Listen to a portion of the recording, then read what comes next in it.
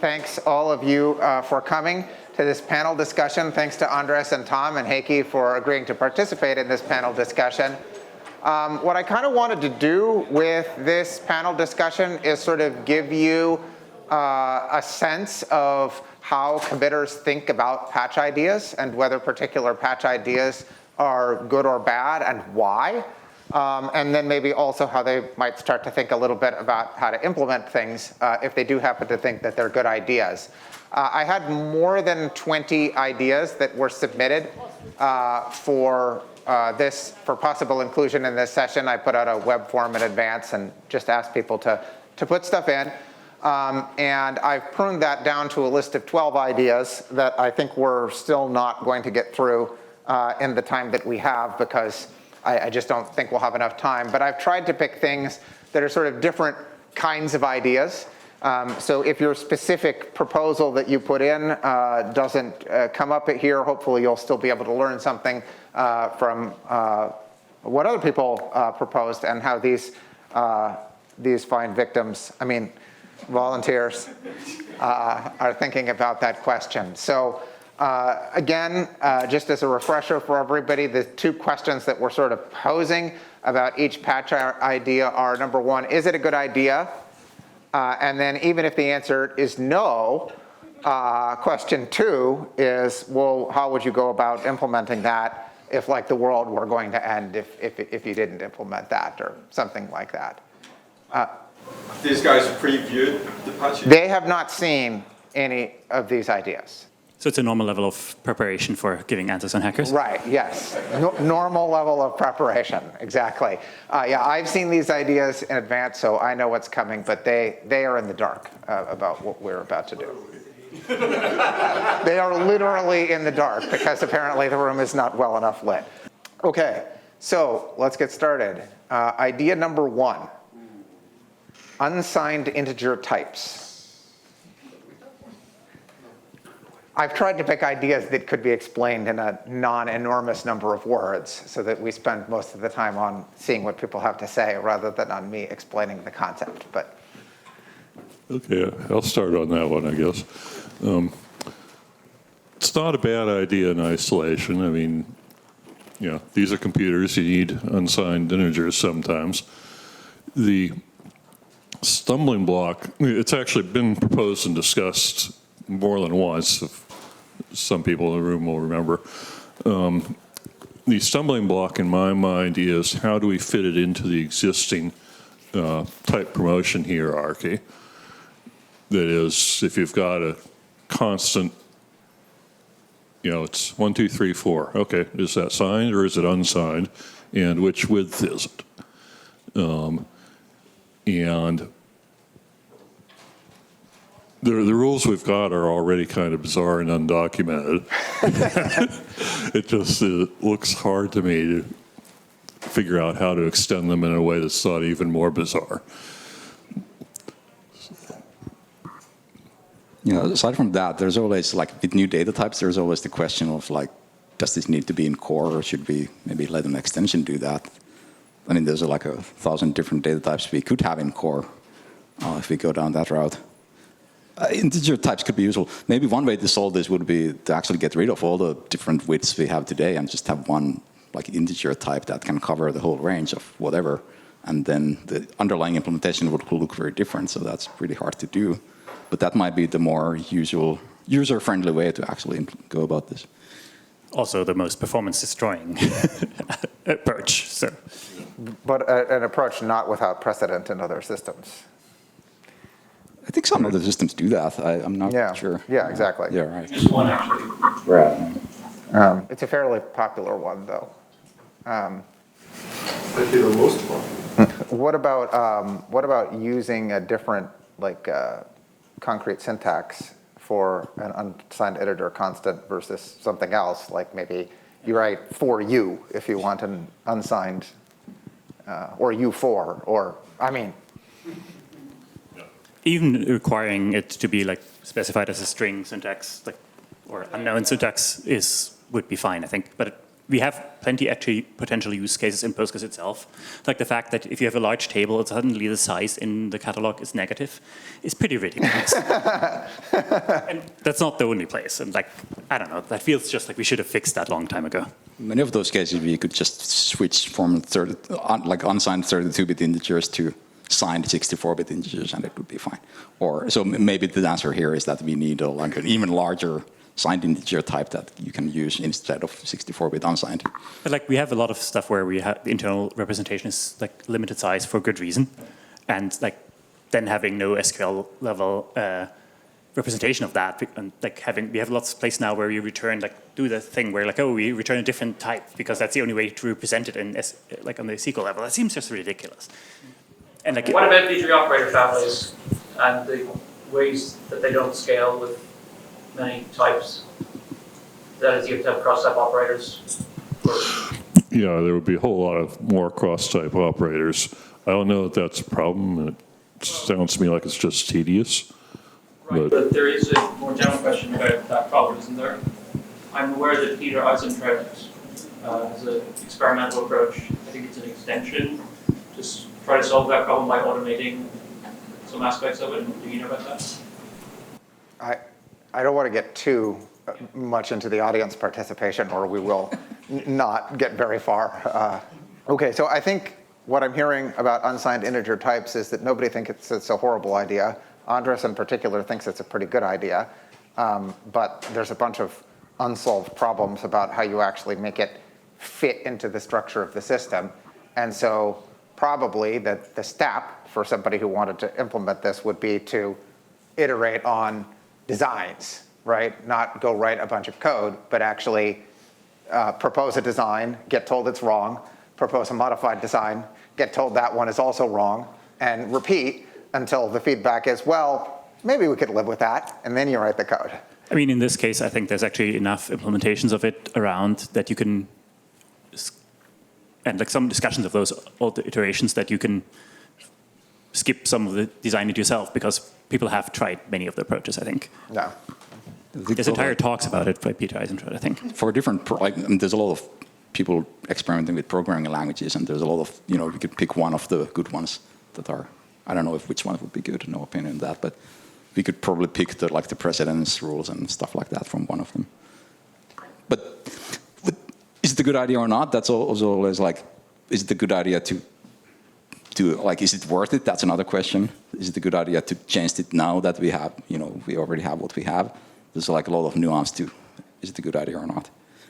Okay, I think we may have spent enough time on this one, so let's move on to idea number 2, which is allow extensions to add support for alternate wire protocols, such as HTTP.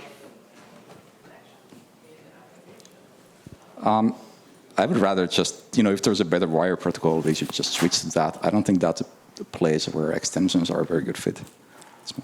I disagree. I think there's cases for supporting existing other protocols.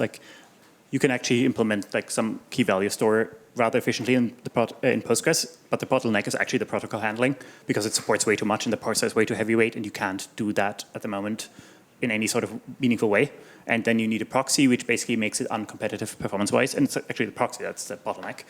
And you can do crazy hacks, like do the other protocol handling in a background worker, but then you need spawning of background workers with file descriptor passing, and it's just a huge mess.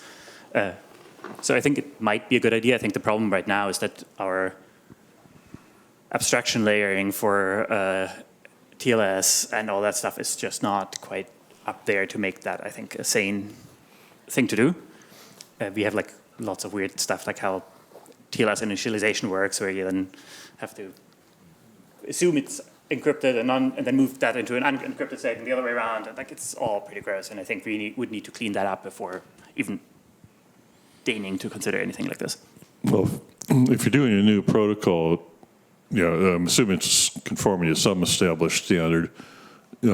That wouldn't necessarily do that the way we want to do it anyway. So I don't know if that's a problem. It would depend a whole lot on a particular protocol that you were thinking about, I think. Yeah, I mean, if you could maybe provide a way to get a port that you then own and accept connections on. But even then there's questions like, well, do you have one backend per connection, the way that we do for the regular wire protocol, or like does something else happen? Like design questions are not terribly clear. But Sorry. I mean, it's unclear from the proposal, like what exactly the proposer has in mind. Like, is it like, would you like to just wrap the current protocol over HTTP, for example, or would you like to do what Andres said, like support some key value store protocol, which is more limited, doesn't allow you to do all of the stuff. Probably more in that direction. Or like compatible, or like, yeah, I don't know. It kind of depends on what you're trying to do. I mean, I think it would be pretty insane to say like, hey, let's have a different server mode just for an extension that we don't have in core. Like, that seems like how to make it absolutely sure that this never ever lands, and like would not be supportable if it did. So like, it would have to have the same process model as, or eventually in the future, a thread model that as existing code. I think that otherwise you can't write any Postgres code. Anything from you on this one, Tom? No, not really. Okay. All right, we will move on to number 3, parallel copy from. Trying to remember which way around is copy from. That's from, that's from the server to the client, right? No. It's from the table to Yeah, it's parallel ingest, I think. I think this is intended to be copying into the system. You've got a file and you want the file to end up in a table, but you don't want to wait for the whole file to be read. Yeah, How can the syntax is copy table from file, so I'm assuming that Yeah. inbound is what they're talking about. Yeah. How can you tell that we screwed up in the naming? Is that like there's 4 senior committers here that cannot remember how it works? So if this is ingest, I'm all in favor of that. There was already patches for this, and for some reason we stopped working. The auto stopped working on it, or like I'm not sure why it didn't land. I'm sure there's problems, but as a user-facing feature, we totally should have this. Whether the implementation, there's a lot of details with the implementation for sure, but we should have that. I would actually say that's one of the more crucial features we're lacking for like working with decent amounts of data, because like the amount of client complexity you need to implement to have like ingest any meaningful amount of data is way too high at the moment. That's just not good. One thing I'm wondering about is whether the idea was strictly parallelism in the back end, or whether they were hoping for multiple data threads coming from a client at the same time. I mean, at the moment you can do via TCP like 4 or 5 gigabytes a second, and via TLS it's 2.5 gigabytes a second, and copy parsing without anything else does like 800 megabytes. And if you do call data type input functions, it's like 300 megabytes. So we're very far away from needing multiple TCP streams. So I don't think, and like actually the reason, if you do some optimizations of how we do handle OpenSSL and also the TCP buffering itself, you can actually multiply all those numbers by 2. So I think we are pretty far away from needing parallelism on that aspect. And like, if you want to do that, then the client needs to split it up anyway, and that's already supported. So like, I don't think we need to do much about that. I think this is incremental. I think you would want to do it on a single connection first, for sure, because that would be compatible with all existing clients and so forth. But eventually, to really, to scale even higher, you would probably want to do Yeah, multiple. I actually thought when we had talked about this in the past, people had been specifically thinking about copying from a file, which is tricky because then you want to like jump somewhere in the middle of the file and then find a line ending, which is hard to do because line endings can be quoted and escaped and things like that. But that idea wouldn't actually be super useful because it's then super user only and can't be used remotely and all of these kinds of things. Whereas what you're talking about is a single client connection and data streaming from the client, and then dividing it up somehow, I guess. Right. Yeah, I think the hard part there, you've got this data stream coming in and you have to parse it. And it's hard to see how to parallelize that bit. Once you've got, some records, you could imagine fairly easily handing those records out to different processes that are going to put them into the table and build the index entries and run the constraint validation and whatever else you need.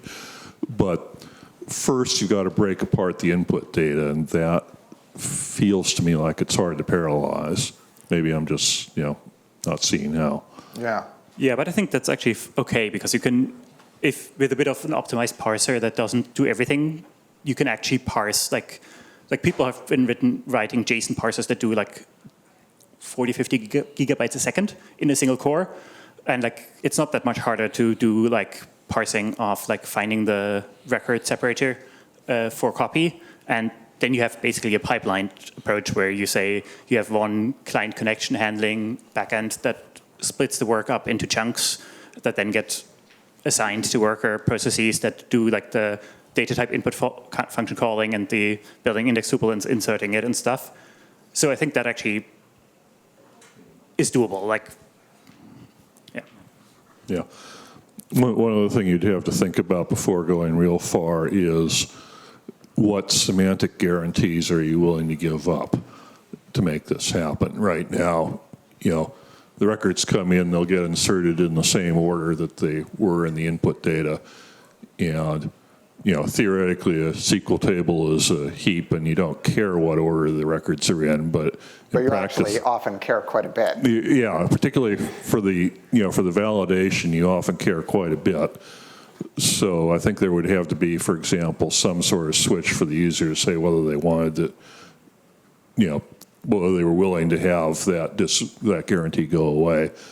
Maybe there are other guarantees that go away. I'm not sure. Well, I mean, just the fact that people often load data up in time series order, for example, and then that has advantages when you're later accessing that data. But if you scramble all of the records up and every core is competing to insert first, then you've sort of shaken the table a bit, and you don't have as much physical locality anymore. I think it also depends a bit on what kind of parallelism we're talking about, because like it's a lot easier to do, I don't know, the data type input function calling and stuff like that in parallel because there's no complicated interleaving, whereas like doing the actual inserting of data in worker processes, we have to build a lot more infrastructure. And I think like the first stage could just be that you build like heap tuples in worker processes, but then still, and like index tuples, but then do the actual table multi-insert still in one process, because then we don't have to deal with all the complexities of doing DML in workers. Obviously, we would want to eventually, but I think in the first iteration, I would probably try to not handle that problem just because of scope. Yeah, there was very recent discussion on the Hackers mailing list about parallelized insert select, which I think would share a lot of these same issues. Not the parsing one, obviously, but just what are you going to parallelize and how much is it going to help? Anything else on this one? Yeah, so it sounds like the central challenge here is actually deciding what you're going to parallelize and how you're going to go about it. One of the things that I ran into when I was working on parallel query is, you have parallelism that kind of goes across, where you spread the data out across a bunch of workers, and then you have like pipeline parallelism, where you do some work and then feed the results to a next stage that does the next piece of work. So each worker is actually doing a different part of the process. And when I did a literature review for parallel query, I found that everybody basically said, don't try to do pipeline parallelism because it's really hard to actually get good performance reliably because you have trouble making an equal amount of work happen in each of those stages. But that might be the most promising way of doing at least some part of this project, which could be, a sign that this project may be hard to really get all of the performance benefit out of it that you're hoping.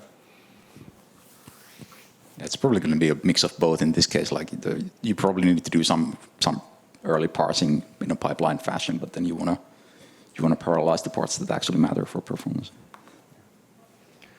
Okay, so the next idea, include BM25, PG vector, and hybrid search in core. I only know what one of those is. Which one? PG vector. Yeah. I would say that for me, the answer is very different for the different ones. I think BM25, which is to my better text search and parsing of text for full text search, that might be actually a decent thing because what we have right now is pretty crappy, and we have all the rest of it in core, and it's there's not a really good reason, I think, for us to have like something that's not like kind of industry standard by now. I think integrating something like PG Vector into core would be a colossal mistake. Say why. I was going to get there. Yeah. Because it's just, I don't think there's enough, we don't know enough yet for how it's all going to shape up, which one is going to be the right algorithms and stuff, and the development is faster than Postgres release cycles. So I just don't see what would be gained for moving it into core at this stage. Like maybe in 5 years or whatever, but at the moment I think moving it into core would just hurt PG Vector or whatever. So I'm not sure what the hybrid search is. I'm not either, Okay. honestly. So the thing with- I did enough Googling of this to know that these are three things that people talk about together, and they're all kind of new ideas, but I don't actually have a very good understanding of So I'm what going to they are. guess and just try to define it. Versus, deterministic. That's the hybrid usually. Okay. So my criteria for all of this would be, like, why would they be in core? So I would, with the extensions, I would always turn it around, like, what would be the advantage of having these in core compared to as an extension? If it's an extension, there's advantages. You can move at a different pace than Postgres. You can have a different group of committers. You can have a different group of people maintaining. You don't necessarily need to make your project portable to all of the platforms that Postgres needs to be. There's all kinds of good reasons, like advantages to not having something in core. So the reasons for having something in core could be that it's easier to keep it, if it's very specific to the versions, or depends a lot on some core features that are not available for extensions for some reason, or it's just such basic stuff that everyone should have them. In this case, like, I would definitely not put PG Vector in core, because I think it has a better life outside the core. It can move at the faster pace, at a different pace. It can do optimizations. We, as a community, we don't need to make all the difficult. We don't need to have the difficult conversations of like how should something like PG Vector that is approximate behave. Like, that's not well defined in SQL and stuff like that. But there's an extension, like different extensions can make different calls. I actually agree with Andres on the BM25. Actually, like, we already have text search, full text search in core, and it's not great. So it might make sense to try to like actually replace that with BM25. Text search stuff was intended to be extensible, and then nobody ever did any extending. So yeah, I think that's an area that suffered from a lot of neglect, and it might be time to just find some effort to push forward on it. We should try to rip out some of the stuff we have to, encourage people to use these extensions instead. I wasn't really planning to do questions, but okay, Vic. So, would your answer about PG Vector change if the SQL standard started having vocabulary for vectors Yeah, possibly, yeah. and specifications on how to do approximate? It would alleviate some of the concerns, yes, but there's still other reasons. But yeah. For me, it wouldn't. I think the field is just not stable enough for that to be, like, we would be saddled with maintaining something in 10 years that like nobody uses in that shape anymore because everything has moved on. I actually think it would be a terrible idea to standardize this in SQL as well, for the same reasons, but like, Yeah. I don't control that. Yeah, I agree that's it. But yeah, that's not up to us to decide. But it's actually, if it wasn't the SQL standard, then there might be a good reason for it would have to be in core, because you might not be able to support the syntax from the SQL standard as an extension, which would be maybe one reason we should look at the extensible parser or something instead. But that's, yeah. Yeah, so I actually wanted to throw this up to sort of bring out the topics that we've just been discussing, right? Because unlike the previous ideas, this is not a technical problem, right? Like the problem of putting these things in core, if there's existing C code that does them, you can be done with this job in 10 seconds, right? CP, git commit, git push, job's done, yay, right? But that's not the real issue here, right? The issue is things like, does it have different maintainers? Does it have a different release cadence? Those kinds of things. Now, one thing we haven't talked about is why might someone want this, right? Like, why would someone think that this was a good idea? And I think your answer about BM25, that what we have in core isn't very good, so maybe we should have something better, is an interesting window into the way that committers sometimes think about these problems. But there's another part of this which, as you can see, I don't think any of our committers on stage do tend to pay a lot of mind to, which is that people sometimes feel like something will get more traction or be more universally available or be more accepted if the thing goes in core. And I think that was the sort of motivation behind proposing this idea. Yeah, I was just having a conversation out in the hall with Joel Jacobson, I think, with respect to Listen Notify, which actually is a feature that drew me into Postgres 20 plus years ago. And he spent some effort in this past cycle on improving the performance. And his comment about it was that it's great that that is in core because that means I don't need a message passing tool outside core. So it's just one less piece of his stack. Yeah. Yeah. I think with regard to your comment that we weren't talking about the reasons it should be in core from a that it makes it easier to use or helps market adoption, I think that's kind of downstream of actually what we did say, which is that something is settled or not. If it's not settled, then the likelihood of, even if you integrate it into core, that it's then outdated and not we're going to maintain it is kind of actually a facet of that, because we would be standardizing on something that is perhaps outdated by that point, which doesn't help anybody. Whereas by BM25, I don't think it has meaningfully changed in the last, 10 years. So it's actually, there's not a whole lot of danger of standardizing on something and helping the adoption of something that's going to be outdated. Yeah, yeah. You might find it interesting that this idea was proposed by a current PostgreSQL committer. So, take that for what it's worth. Okay, number 5, shared plan cache. I think this is one of those, again, that I would love to have that. The question is, how do you do that? And the multi-threading work, I hope, will eventually make this easier to do, but it's not going to just fall out of that automatically. There's still a lot of work to actually make it happen. Yeah, I have actually spent a little bit of time thinking about this, and the main problem I see with it is that our approach to DDL changes is such that not all backends necessarily see a change at the same time. And settings can also be different in every single backend. Right. So the thing you would have to cope with is, let me back up. In the structure we have right now, what that means is that the contents of the catalog caches might be a little bit out of sync between different backend sessions.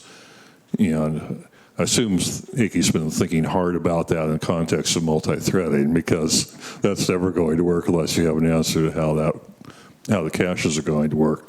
But shared plan cache is just more of the same. If the catalog entries that you're looking at are different, then obviously the plan you come out with can be different. And so you have essentially a version control issue of how do you use the right version of the plan. I think it's a pretty important feature eventually, but I would not start there. I think compared to the amount of memory we spend on catalog and rel caches, the plan cache itself is actually not measurable, basically. I don't know how many times I've now seen systems that spend tens to hundreds of gigabytes for the plan and rel cache, because we have it duplicated across every connection. And that's such a big problem that I would definitely start there, because you have to solve that anyway to do a shared plan cache. Because if you don't support a multi-version kind of rel and plan cache, you can't do anything about the plan, multi-version catalog and rel cache, then you can't do shared plan cache. So we have to solve that anyway. And it's also, in my opinion, a much bigger problem. I think there's 2 different reasons why you might want a shared plan cache, I think. So one reason is to save memory, so that instead of saving copies of plans in multiple backends, you just save one copy of the plan in a centralized area, right? But the other reason is also for startup speed on new connections, that which sounds like you know, but just to finish the thought, that when a brand new connection is formed, it can already access these pre-cached plans instead of having to make its own cache entries for them. Actually, I think that's not even the main reason why it's interesting. The more interesting thing is that you can do work that, at the moment, you have to pay a lot of attention to planner cost being very low. And because of that, like, there's a lot of optimizations that we can't do, or like we can't do stuff like, even if you had support, for example, for retaining JIT compile steps and stuff like that, there would be not a good place to hang them off across many connections. And if you had a shared plan cache, then you can do A, more expensive optimizations, and B, like have resources that live for the life of the plan but for much longer. And that would be pretty useful, but at the moment there's just no way to do that. So I think for me that would be more interesting than like the startup speed, because in my experiments the startup speed is mostly affected not by the planning itself, but because the catalog caches are empty and the rel cache is empty. And like you can easily see that if you do even just a select star from PG class or something, like the first execution is considerably slower. At least if it's like the rel cache int file hasn't been populated, but details. Nothing to add. Nothing to add? Okay. All right, we'll move on to number 6. So the proposal here is to add an expect clause to the select statement, where the only variable that you can use in the clause is rows. And you can say, for example, that it should be exactly equal to 1, or the greater than 1, or less than 100, or something like that. And the idea is that this is a sort of runtime assertion, so that if you say that a select expects 1 row, and some other number of rows are returned, then you get some kind of a thing that says expectation violated, and it goes boom. And the idea also included potentially extending this expect clause to be able to access other things in the future, but the initial proposal was that it would only work on row estimates. Yeah, that's an interesting idea. Yeah, it doesn't seem very useful if it's just for the number of rows, but I could see it being useful to have assertions on queries. I don't know about the syntax. That would require a lot of design work to figure out like what are the things you could do with this feature and how would the syntax actually look like. So I don't know. I wouldn't. I don't know if I can comment or make a decision based on this, but. Maybe. Yeah, this is actually the first one of these ideas. I'm kind of leaning in the direction of no. The other one is why I was talking about implementation problems, but not whether the end goal would be something useful if we could get there. Mm-hmm. But this one I'm just not excited about. So.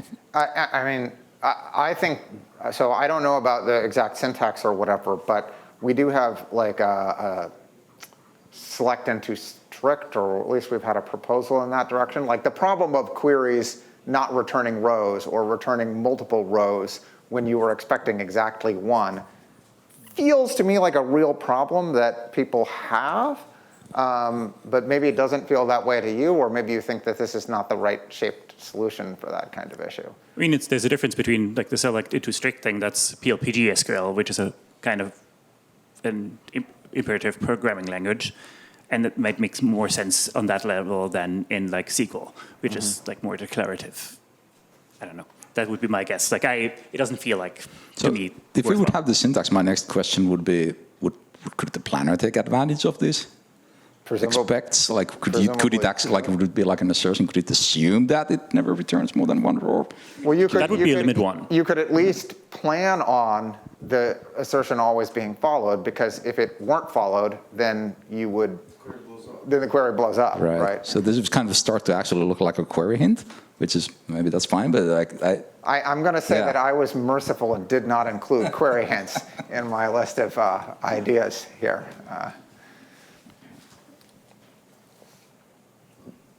As a workaround, I wonder if you could do something with just a function that evaluates an expression and throws an error if it's not true.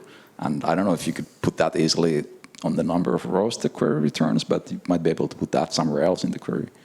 Seems like that would be pretty expensive to do for this particular application. I mean, I think that there would be perhaps a good reason to make like functions that return like rows, like set of rows more efficient. Like we materialize and unmaterialize a heck of a lot for that. And you could totally see, like, let's invent a SRF protocol that's not quite so expensive. And or like at the moment we put like everything in tuple store, and if you have it in a from list, and that's not actually necessary for most queries. And if you like made it cheaper to use like a set returning function wrapper that executes So you're query. saying you'd rather see this as a user space feature rather than something that was baked into PostgreSQL itself?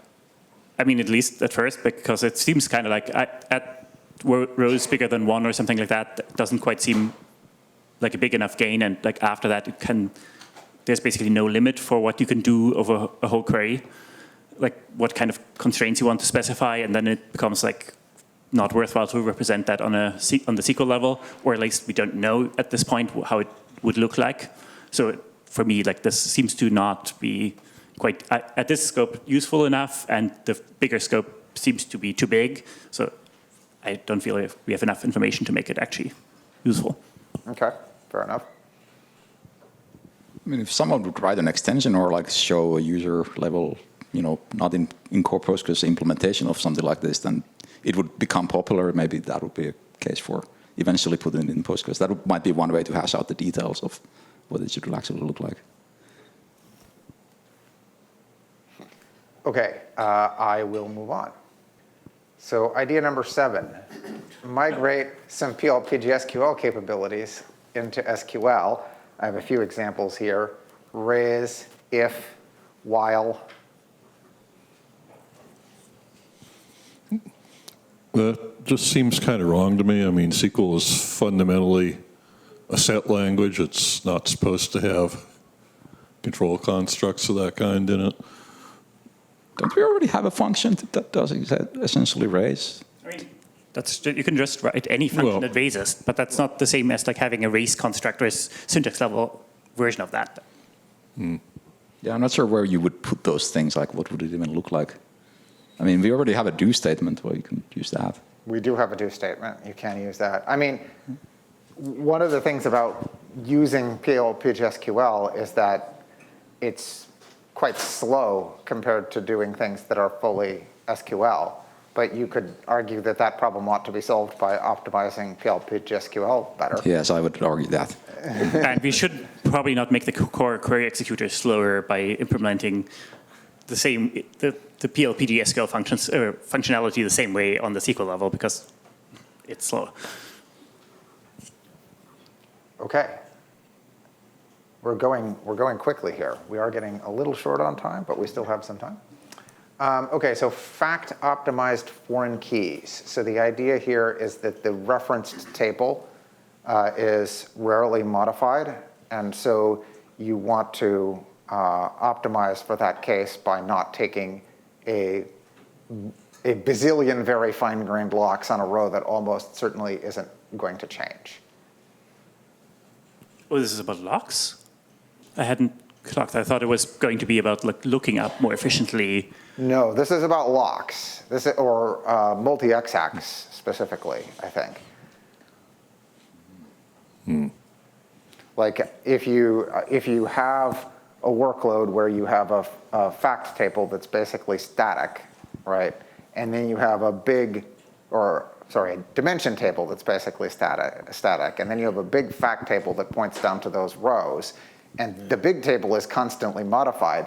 You're generating a crap ton of locking traffic on the rows in the little table, and it would be maybe nicer to be able to just say, hey, it's okay if any eventual modifications that someone may want to do to the small table are really, really expensive or require taking some kind of very heavyweight lock, like a full table lock or something like that. But in exchange, I will not be constantly locking every single row, every single time that this big table is updated, because you have all this contention from the large table focused down to this very small number of rows, and it becomes a bad bottleneck. So yeah, I think you'd actually do it the other way around. You would have the modifications on the big table just take a whole table lock on a small table rather than per row locks. Yeah, that could be done. Yeah, probably be a fairly cheap way of dealing with that situation. I guess, again, the thing that you would have to solve here is user control of that, because obviously that's not what you want in every case. So there would need to be a way of identifying when to apply that sort of optimization. I think the idea would be that it would be configurable, right? That you would, when creating the foreign key constraint, you would say mode 1 or mode 2 or whatever the syntax was. Well, I'm not even clear that that is where you want to control it. Maybe it is, or maybe there's some other way. I don't know what the other way would be, but okay. Yeah, I don't either. Yeah, I'm just wondering. It seems like a very useful feature to me. Like I've seen plenty over-contended rows in foreign keys, but the details seem open at the moment, and that would be the hard thing to figure out. I could also see like some optimistic locking type approaches on individual rows, so you don't do it on the table level. You can do it on the table level, as Tom proposed, by just locking it more heavyweight. I don't know. So that seems the hard part to me. Yeah, I agree with that. Like, that's an interesting idea. Just take an exclusive lock on the whole table and then have some kind of syntax to specify when you want to do that. I want to touch on the multi-XID part of it. I didn't actually think of that at first, but it's true. Like that, creating those multi-XIDs is really expensive, or can be really expensive. I've been wondering for a while if we should have a different, cheaper way of taking multi-XIDs in general. Like it's kind of silly that we while log those. Every time you take a read log on a row, you have to while log that and modify the row. You do it at the page, it gets backups and kind of goes all over the place. It would be kind of nice to have like a cheaper way of just taking in memory, read row level log somehow. And I don't know what that would look like, but I would love to have something like that. Yeah, and like if you optimize it for we have like a limited number of those, and then afterwards you fall back to multi-exacts, you would actually optimize this case particularly automatically, because Wait, say that one more time. I mean, one of the problems why we don't do row locks in memory is that we want to support updating a huge table where it doesn't fit into memory. But most of the time where you actually have performance issues with this is when you update a small number of rows that the foreign keys of those are then very contended. So you could totally have something where we have a couple thousand in-memory row locks that you can acquire very efficiently, and then afterwards you fall back to multi-exacts and do it that way, which has the nice property of being automatic rather than hey, the user needs to know that they can use the special case optimization and it's safe for them, blah, blah, blah. So some in-memory automatic optimization would be much nicer, I think. Yeah. And that would most of the time get rid of all the wall traffic and stuff like that. Yeah. Also, we shouldn't forget the fact that multi-XIDs were introduced to solve a performance problem. So, before saying, no, we don't want those anymore, we'd have to look back at the situation before we put those in and make sure we're not reintroducing those problems. Yeah, I mean, I was thinking a little bit more about the idea of just locking the whole table. That would get rid of creating a lot of new multi-exacts because because we don't use multi-exacts for that, but it might just sort of centralize the lock contention in a different place, because now instead of having maybe 10 rows in your dimension table and everybody wants to lock one of those 10 rows, you have one object, which is the table, and everybody wants to unlock and lock that object over and over again. But don't we have that problem already? Part of it, what I was envisioning, you would take that table lock once per query. Okay, not once per row. Yeah. Or another idea could be that you just declare that the table is immutable. Yes. Right. Yeah. You really wouldn't need, if you declared it as a table property or a foreign key property, you only need to do something different on the modification side of that fact table, right? Then you need to escalate every lock to an exclusive lock. So you don't actually need to, if you know that you don't need to do foreign key locking or something like that on some fact table, then there's no additional work that you need to do. There's no additional, you need an access share lock, so which we already need. Yeah.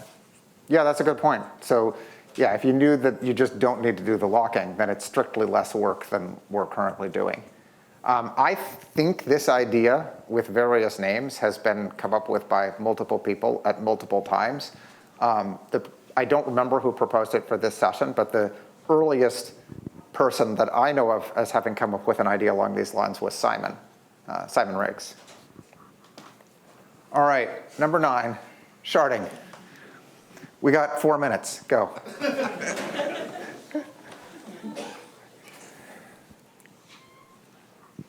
I mean, sharding is a big topic. We might not be able to completely resolve all of the issues Yeah, in the this is next kind 4 of minutes. too big to consider as something that we should just go about. I mean, today we don't have any concept of multiple servers even forming a coherent cluster of any kind. That would probably be the first thing to tackle here. And then there's a lot of other things too. Yeah, I would probably start with stuff like trying to make snapshots between primary and standbys like anyway sort of consistent, because right now they're not. And that you would probably want for a lot of these kind of things, and it would be independently useful. Yes, although, I mean, many people wouldn't care for sharding, so But that's mostly because they don't understand what the problems are. sure. Yeah, it's not entirely not because of that. So yeah, there's a lot of ways you could do sharding and different trade-offs. So yeah, I don't know. Yeah, I kind of feel like, considering we've got about 3 minutes left, that this is not a topic we want to look at.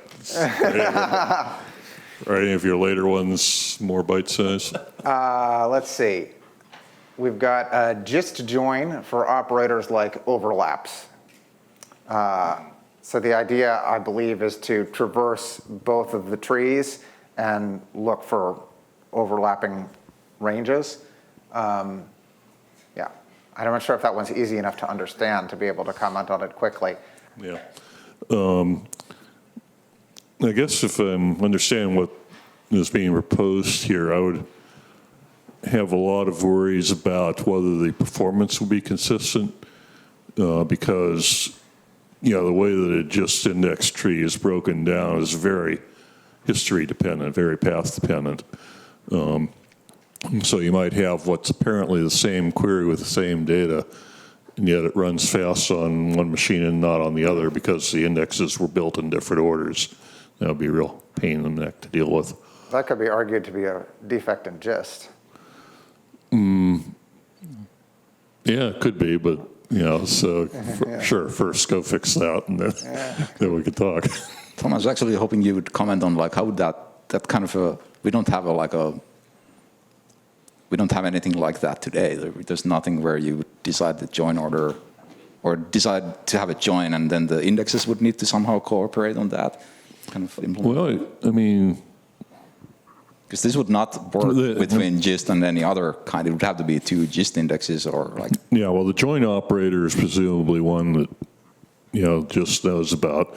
I don't think you can really say that doesn't happen anywhere else. I mean, a merge join over 2 index scans is exploiting the fact that 2 B trees agree on the ordering. Right now, you can do everything as a nested loop if you're patient enough, and you can do other things if they have enough equality notions for the join type that you want to use. Right. So, this would be really a fundamental improvement. I don't.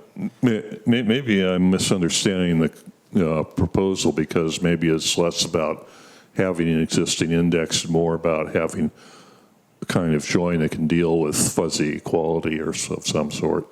Yeah, I mean, I think I thought this idea was interesting just because of the fact that it relies on the data types and the operators involved having some particular notion that isn't just equality, right? It's something bigger than that. We are, though, out of time. I'm going to show my last 2 items that we're not going to talk about very briefly. I appreciate everybody who submitted ideas, whether they made it into my list or not. If you didn't realize that I was collecting ideas, sorry about that. But the last 2 things that got on my list were allow partitioning on generated columns and online minor version upgrades, which you can sort of see from the facial expression is an expression of absolute horror. But thank you, everybody, for coming. Thank you especially to our panelists for entertaining all of these more and less crazy ideas which people proposed, and I hope this was useful to all of you. Let's give them a round of applause.